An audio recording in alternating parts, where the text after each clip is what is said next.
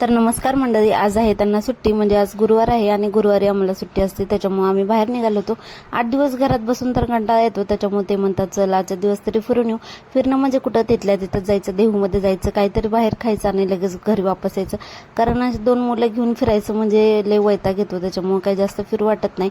बाहेर गेलो होतो, छान अशी कच्ची दाबेली घेतली आणि ती खाल्ली। आरूला सुद्धा खूप आवडते, नेहमीप्रमाणे आम्ही इथेच येतो, एकाच ठिकाणी कच्ची दाबेली खातो। त्याच्यानंतर आम्ही मंदिराकडे गेलो होतो, तिकडून मग नंतर नदीकडे गेलो। इथं खूप प्रसन्न वातावरण असतं, म्हणजे 4-5 वाजता सूर्यास्ताच्या वेळेस इतकं छान वातावरण असतं ना तिथं, आता सुद्धा बाहेर गेल्यास नंतर खूप एन्जॉय करते, इकडे तिकडे बघत असते, नवीन गोष्टीतून काही ना काहीतरी शिकत असते, विचार सुद्धा करते। येताना छान अशी भजी वगैरे घेतली आणि मला एका साडीला अर्जंट फॉल सुद्धा लावायचा होता, फॉल घेतला आणि नंतर आम्ही घरी आलो। घरी आल्या जी गरम भाजी होती ती लगेच खायला सुद्धा घेतली।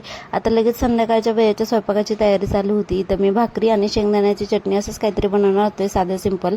भाजी सकाळची होती आणि शेंगदाण्याची चटणी वगैरे बनवली आणि रात्रीचं जेवण केलं। आजचा व्हिडिओ कसा वाटला नक्की सांगा, सबस्क्राईब नक्की करा।